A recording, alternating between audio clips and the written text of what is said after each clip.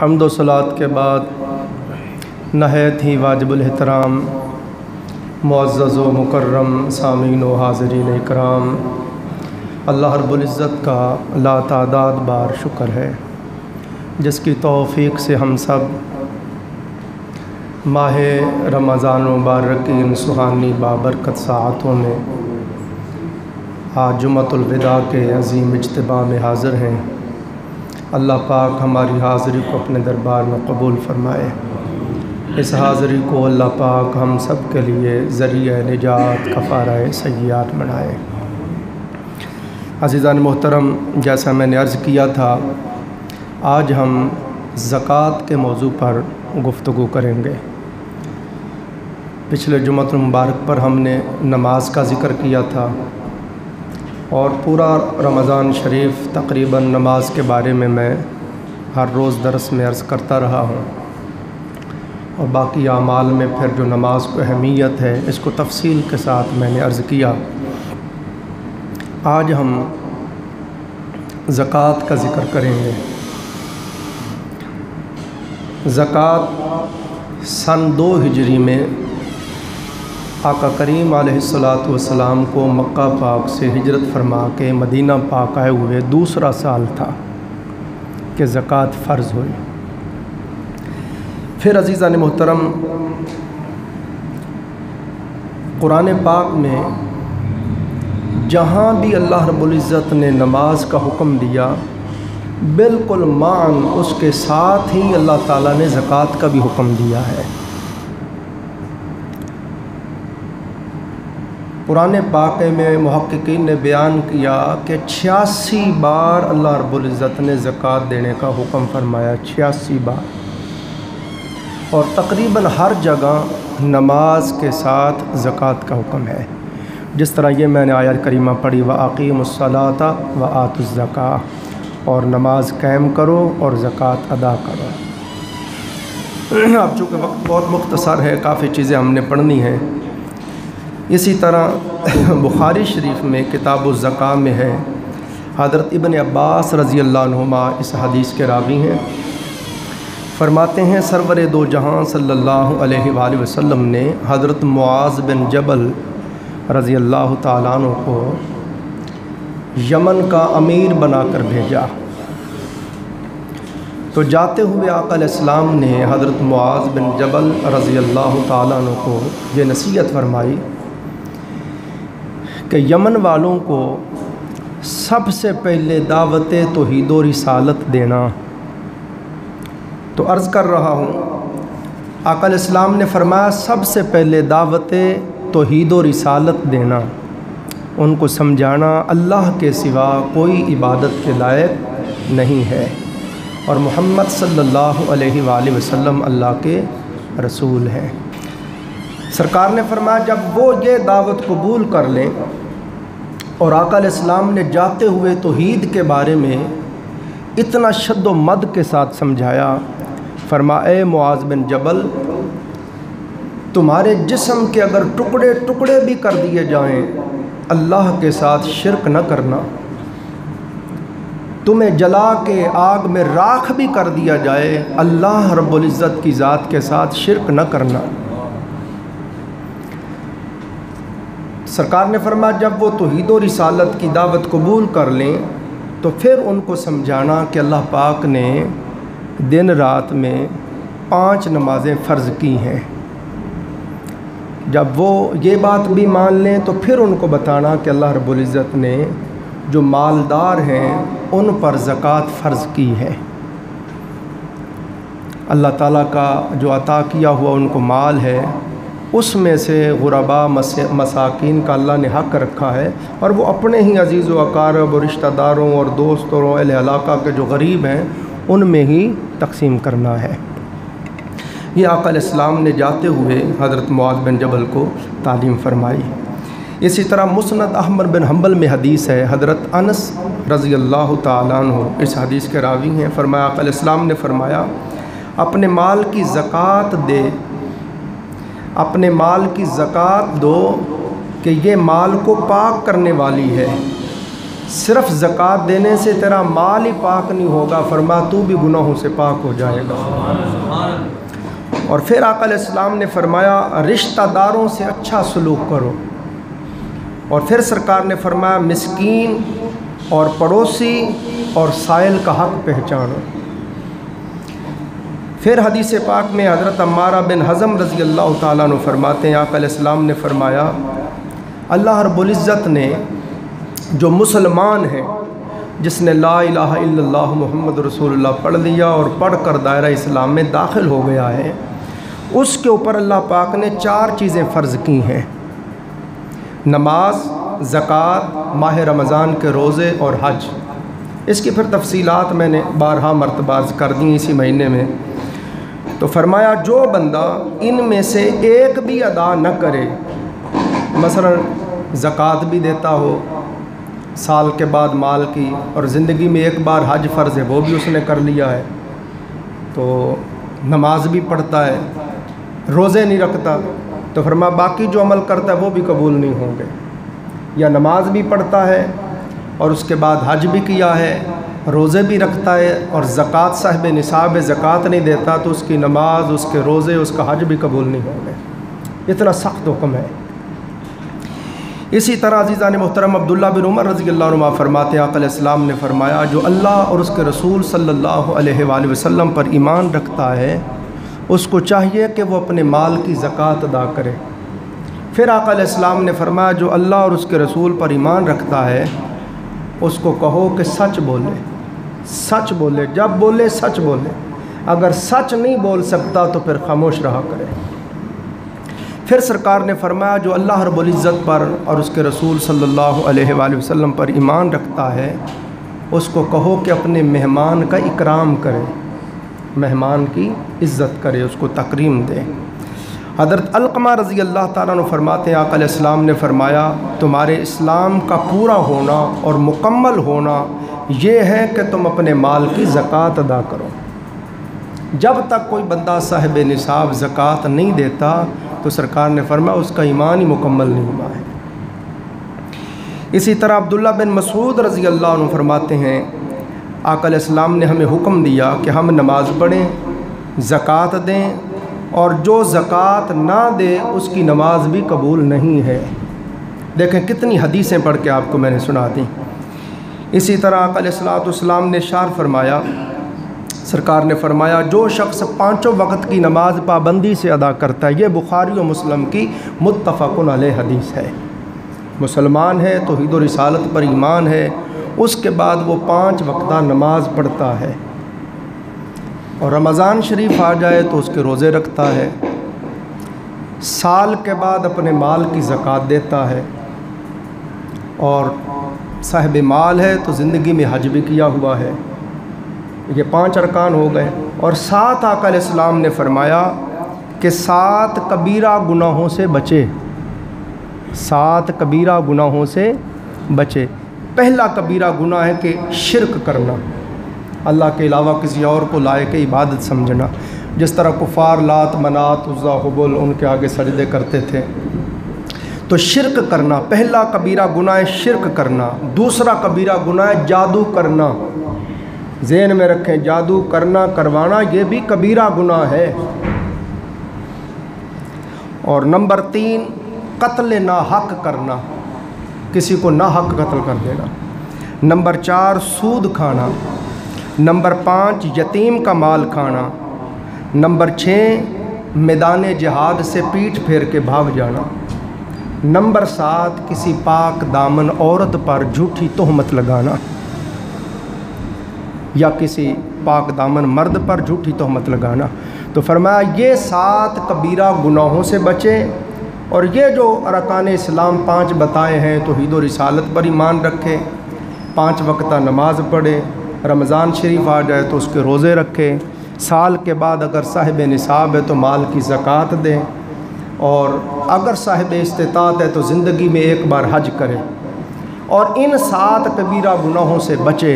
آقا علیہ السلام نے فرمایا ایسے بندے کے لیے جنت کے سارے دروازے کھول دیے جائیں گے، اور اللہ پاک فرمائے گا میرے بندے جس دروازے سے جی چاہتا ہے جا داخل ہو جا۔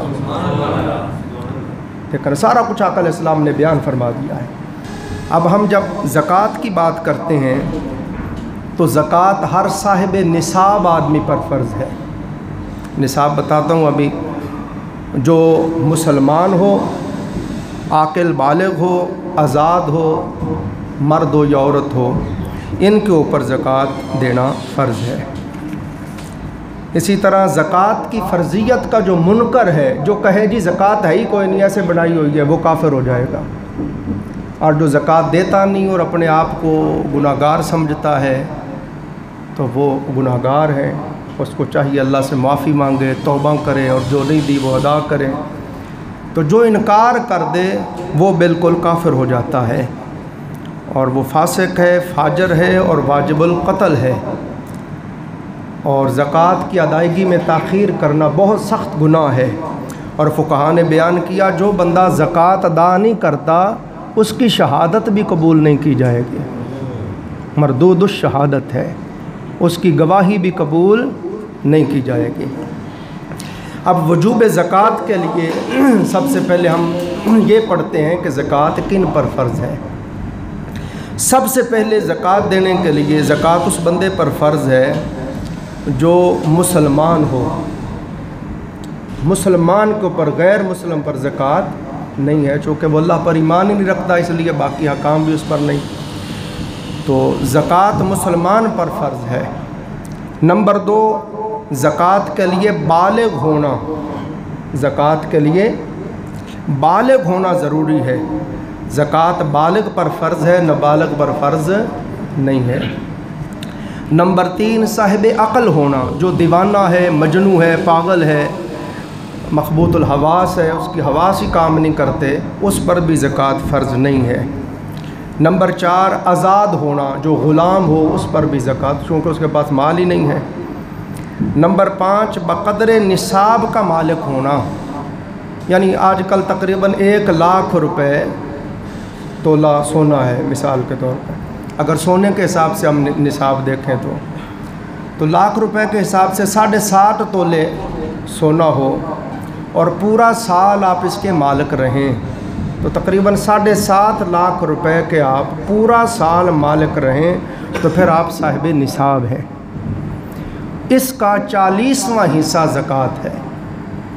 اس کا اگر کسی کے پاس چاندی ہو تو چاندی کا نصاب فقہاء نے بیان کیا 52.5 تولے چاندی، اس کا 40واں حصہ، کیونکہ پہلے ادوار میں کئی لوگوں کے پاس چاندی بہت ہوتی تھی، کئیوں کے پاس سونے، پھر اس کے الگ الگ مسائل ہیں، میں آگے عرض کرتا ہوں انشاءاللہ۔ اسی طرح نمبر 6، زکوٰۃ دینے کے لیے مال کے اوپر پورے طرح سے وہ قابض ہو۔ ایک بچہ ہے، وہ ویسے تو پیدا ہوتا ہی اس کے نام بڑی جائیداد ہے مگر قبضہ کسی اور نے کیا ہوا ہے، اس کے پاس ہی کچھ نام تو ہے مگر پاس ہی اس کے نہیں، قبضہ ہی اس کا نہیں ہے، تو وہ کہاں سے زکوٰۃ دے گا؟ مال کا مالک ہونا بھی ضروری ہے۔ اسی طرح پھر فقہاء بیان کرتے ہیں، نمبر 7 فرماتے ہیں نصاب کا دین قرض سے فارغ ہو، یعنی آپ جب زکوٰۃ دینے لگے ہیں تو آپ دیکھیں کہ آپ نے قرضہ کتنا دینا ہے، جتنا قرضہ دینا ہے وہ پہلے آپ اپنا جمع کر لیں، پھر جو آپ کے پاس پیسے ہیں وہ جمع کریں، تو وہ جو قرضہ دینا ہے وہ نکال کے پھر اب آپ دیکھیں کہ اب آپ کے پاس اتنا مال بچتا ہے کہ آپ صاحب نصاب رہتے ہیں تو پھر زکوٰۃ ہے، وگرنہ زکوٰۃ نہیں ہے۔ اسی طرح پھر فقہاء فرماتے ہیں کہ تمام شرائط کے بعد اس مال پر ایک پورا سال کامل قمری سال پورا سال اس کے اوپر گزرے اتنے مال پر تو پھر اس کے اوپر زکوٰۃ ہوگی، وگرنہ زکوٰۃ نہیں ہوگی۔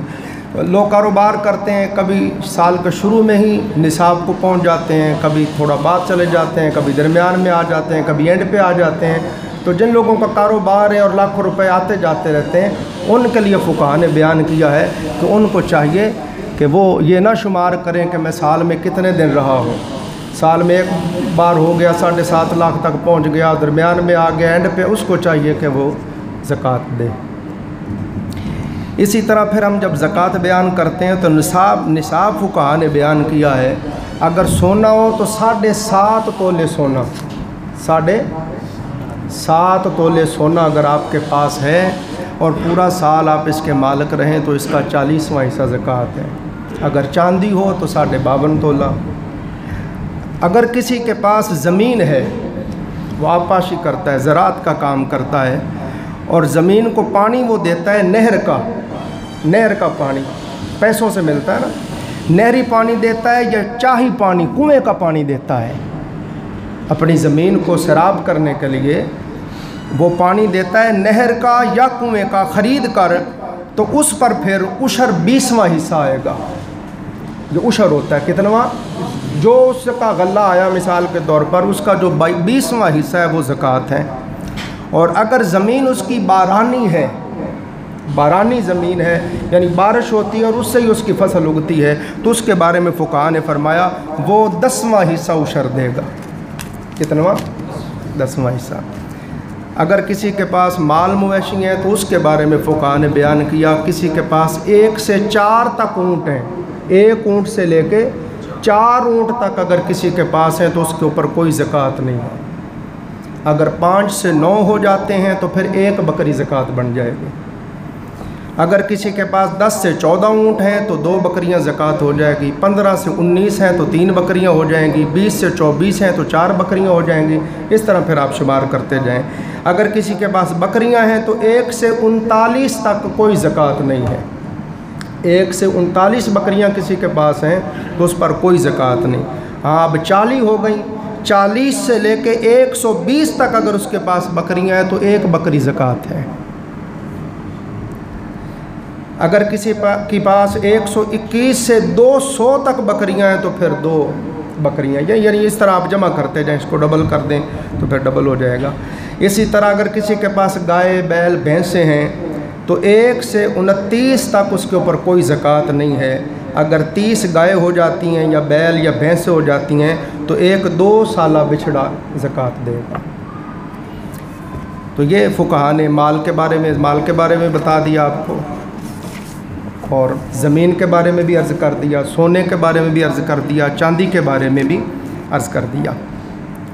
इसी तरह अज़ीज़ान मोहतरम फिर फुक़हा ये बयान करते हैं कि आपने जब ज़कात देनी है तो सबसे पहले ये उसूल ज़हन में रखें ज़कात देने से पहले कि जो आपकी हाजत असलिया, आपकी अपनी हाजत की असली चीज़ें हैं, उनके ऊपर ज़कात नहीं होती। जितनी आपकी अपनी ज़रूरत की चीज़ें हैं, इस्तेमाल की चीज़ें हैं, किसी चीज़ के ऊपर भी ज़कात नहीं होती। मिसाल के तौर पर हम अपनी ज़िंदगी बसर करने के लिए जो चीज़ें इस्तेमाल करते हैं, रहायश के लिए मकान है, जितना मर्ज़ी अच्छा बना हुआ हो, जितना मर्ज़ी महंगा बना हुआ हो, जितना मर्ज़ी खूबसूरत बना हुआ हो, जिस घर में आप रहते हैं उस मकान पर कोई ज़कात नहीं है।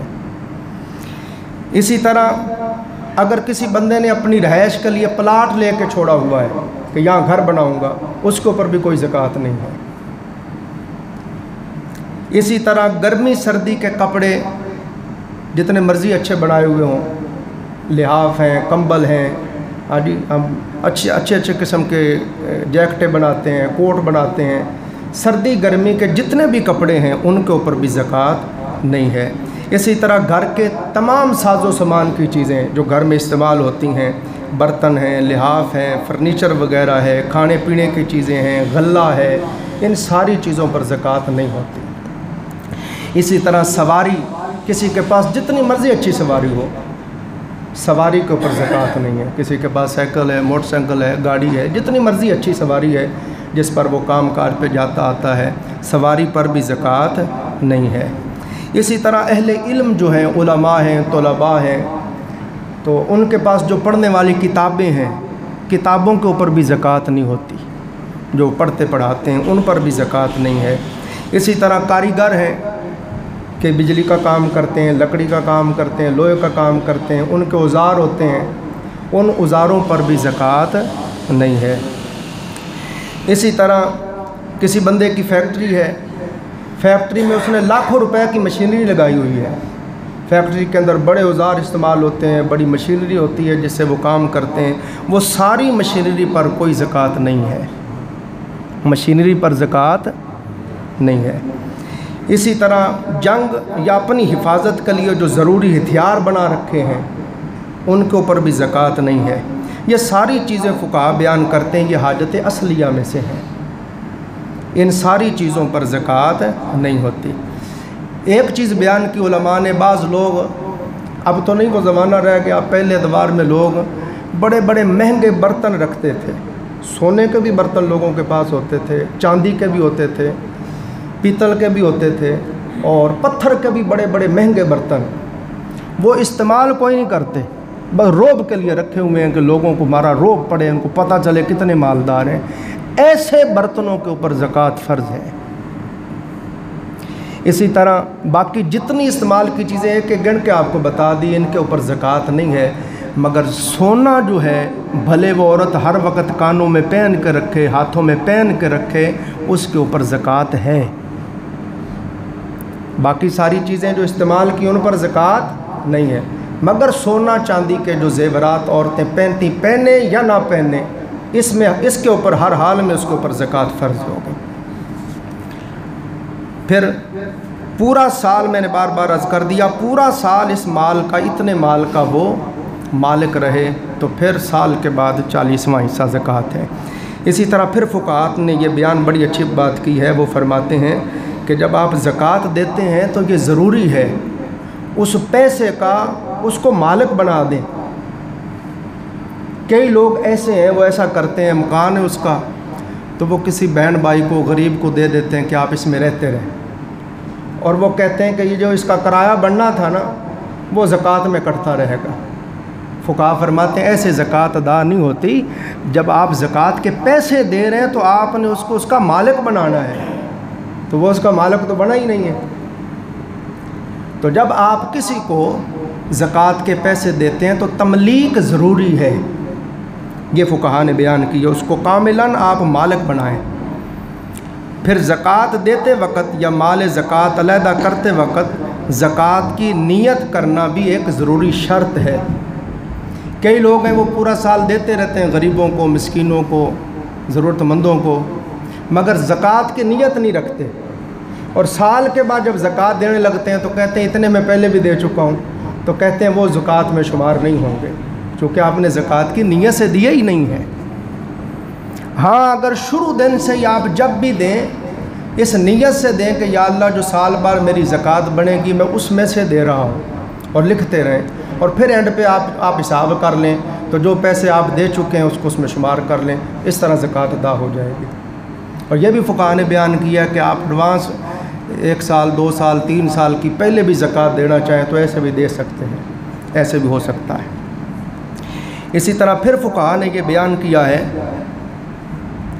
کہ جب آپ زکوٰۃ دیں تو بڑی اچھی بات کہتے ہیں، فرماتے ہیں کہ جب زکوٰۃ آپ دیں تو زکوٰۃ دیتے ہوئے یہ ضروری نہیں ہے کہ آپ اس کو بتائیں کہ یہ زکوٰۃ کے پیسے ہیں۔ اس پر میں نے بے شمار مرتبہ بحث کی ہے، اس کی عزت نفس نہ مجروح کریں، بلکہ بزرگوں کا تو ہمیشہ سے، حضرت حجت الاسلام امام غزالی رحمۃ اللہ علیہ نے اس میں بہت لکھا ہے۔ آپ سرکار فرماتے ہیں پہلے بزرگ تو گھر میں پھینک دیتے تھے، سوئے ہوئے کی جیب میں ڈال دیتے تھے، اس کے پلے باندھ دیتے تھے، کسی اور کے ذریعے دلوا دیتے تھے، بھائی یہاں سے ایک آدمی گزر رہا تھا، اس میں وہ جو جا رہا ہے اس کو دے دو، میں تو جانتا بھی نہیں، تو سامنے بھی نہیں آتے تھے کہ اس کی عزت نفس مجروح نہ ہو۔ مگر اتنا ہے کہ آپ جب زکوٰۃ دیں تو آپ کی نیت و زکوٰۃ دینے کی پورا ارادہ ہو، اگر کوئی پوچھے اصرار کرے تو آپ بتا سکیں کہ یہ زکوٰۃ کے پیسے ہیں۔ اس کے بعد بڑی خوبصورت بات فقہاء نے یہ بیان کی ہے، وہ فرماتے ہیں کہ جو چیزیں فرض ہیں، نماز فرض ہے، روزہ فرض ہے، حج فرض ہے، زکوٰۃ فرض ہے، صدقہ فطر فرض ہے، وہ کہتے ہیں یہ جو چیزیں فرض ہیں ان کو الاعلانیہ کرنے کا حکم ہے۔ نماز آپ گھر میں کہیں جی میں چھپ کے پڑھوں زیادہ ثواب ملے گا، اگر آپ جماعت کے ساتھ نماز، لوگوں کے سامنے نماز نہیں پڑھتے تو یہ نماز نہیں ہے۔ فرض نماز اس کے لیے آرڈر ہے کہ الاعلانیہ نماز پڑھو تاکہ ہر کوئی گواہ ہو جائے یہ خدا کا فرما بردار بندہ ہے۔ آپ کو اللہ نے صاحب نصاب بنایا ہے، صاحب مال بنایا ہے، تو آپ الاعلانیہ زکوٰۃ دو تاکہ ہر کوئی گواہ ہو جائے کہ اللہ نے اگر آپ کو دیا ہے تو اللہ نے آپ کے مال میں جو غریبوں کا حق رکھا ہے وہ دے رہے ہیں، آپ کے اوپر بخل کی، کنجوسی کی تہمت نہ لگے۔ اس طرح آپ حج پہ جاتے ہیں، حج فرض ہے، حج کرنے جاتے ہیں، تو اس کے لیے بھی فقہاء نے کہا الاعلانیہ جائیں، تاکہ لوگ گواہ ہو جائیں اللہ نے اگر صاحب مال بنایا تھا تو اس کے اوپر اللہ نے حج فرض کیا تھا، تو دیکھو الاعلانیہ جا رہا۔ یہ بات سمجھیں؟ مگر جب نفلی عبادات کی بات آتی ہے، نفلی خیرات کی بات آتی ہے، نفلی صدقات کی بات آتی ہے، نفلی عبادات کی بات آتی ہے، تو پھر فرمایا جتنا ہو سکے چھپ کے کرو، فرائض تمام اعمال کو اعلانیہ کرو، اور نفلی اعمال جو ہیں جتنا ہو سکے چھپا کے کرو۔ تو یہ فقہاء نے چیز سمجھائی ہے۔ اب وقت ختم ہو گیا ہے، صدقہ فطر کے بارے میں بھی عرض کرنا تھا، کافی چیزیں رہ گئیں، کن کن کو آپ زکوٰۃ دے سکتے ہیں، کن کو ان کو نہیں دے سکتے، یہ ساری چیزیں ضروری ہیں۔ تو صدقہ فطر جو ہے، صدقہ فطر کے لیے یہ صدقات واجبہ میں سے ہے صدقہ فطر، فطرانہ جو ہم دیتے ہیں نماز عید سے پہلے، نماز عید سے پہلے نماز فجر کے بعد اور نماز عید سے پہلے، یا اس سے پہلے بھی عید کی نماز پڑھنے سے پہلے جس طرح آج 28واں روزہ ہے، آج دیں، کل دیں، پرسوں دیں، پورے رمضان شریف میں جب چاہے آپ، بہتر ہے کہ رمضان شریف کے اینڈ پہ آپ دیں۔ یہ صدقہ فطر یہ جو ہے یہ صدقات واجبہ ہے۔ زکوٰۃ میں اور فطرانے میں فقہاء نے یہ فرق بیان کیا ہے، وہ کہتے ہیں زکوٰۃ کے لیے صاحب نصاب ہونا ضروری ہے اور نصاب کا پورا سال مالک ہونا ضروری ہے، فطرانے کے لیے یہ ضروری نہیں ہے۔ پھر زکوٰۃ کے لیے 7.5 تولے سونے کا مالک ہونا ضروری ہے، مگر فطرانے کے لیے 52.5 تولے چاندی کے بھی اگر آپ مالک ہیں، قربانی کے لیے اور فطرانے کے لیے یہ نصاب مقرر کیا ہے فقہاء نے۔ حاجت اصلیہ کے بعد آپ کی جو ضرورت کی چیزیں ہیں، اپنے بیوی بچوں کا جامع خرچ ہے، وہ سارا کچھ نکال دیں، اور اس کے بعد آپ کے پاس اتنے پیسے بچ جاتے ہیں کہ 52.5 تولے چاندی کی قیمت بن جاتی ہے، تو اب آپ کے اوپر فطرانہ دینا واجب ہے۔ یہ نصاب بیان کیا ہے۔ مگر بعض فقہاء نے یہاں تک بیان کیا، انہوں نے کہا کہ آقا علیہ السلام نے فرمایا جو بندہ روزے رکھتے ہیں تو زبان سے کوئی ایسا کلمہ، فحش کلمہ نکل گیا، غیبت ہو گئی، چغلی ہو گئی، تو اس کی وجہ سے یہ اعمال روزے اللہ کے دربار میں قبول نہیں ہوتے، زمین آسمان کے درمیان معلق کھڑے رہتے ہیں۔ تو آپ چاہتے ہیں کہ یہ اللہ کے دربار میں پہنچیں اور قبول ہوں، تو فرمایا صدقہ فطر دو۔ اس کی وجہ سے جو کمیاں کجی ہوئیں اللہ معاف کر دیتا ہے اور اس عبادت کو قبول فرما لیتا ہے۔ اور یہ پھر غرباء کا اللہ نے حق رکھا ہے کہ جب عید کا دن آتا ہے تو سب لوگ اپنے گھروں میں اچھے اچھے کھانے پکاتے ہیں، اچھے اچھے لباس پہنتے ہیں، تو اللہ نے فرمایا تھا کہ باقی غریب لوگ بھی تمہارے ساتھ اس خوشی میں شامل ہو سکیں۔ تو یہ بات بڑی اہم ہے۔ فرماتے ہیں کہ فطرانے کے لیے، صدقہ فطر کے لیے کسی بندے کے پاس حاجت اصلیہ کے بعد صرف اتنا خرچ ہو کہ اس کے بیوی بچوں کے لیے، اس کے سارے گھر والوں کے لیے ایک دن کا کھانا موجود ہو۔ کتنا؟ ایک دن کا کھانا بھی اگر اس کی اتنی بھی اس کو فراوانی حاصل ہے کہ ساری ضرورتیں پوری کرنے کے بعد ایک دن کا کھانا بھی اگر اس کے گھر میں موجود ہے، صبح دوپہر شام کا، تو اس کو چاہیے کہ وہ صدقہ فطر ادا کرے۔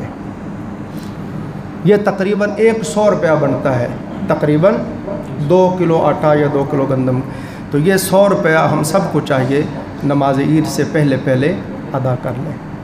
اب وقت ختم ہو گیا، اللہ تعالی ہم سب کو یہ ساری چیزیں یاد رکھنے اور ان کے اوپر عمل کرنے کی توفیق عطا فرمائے۔ وآخر دعوانا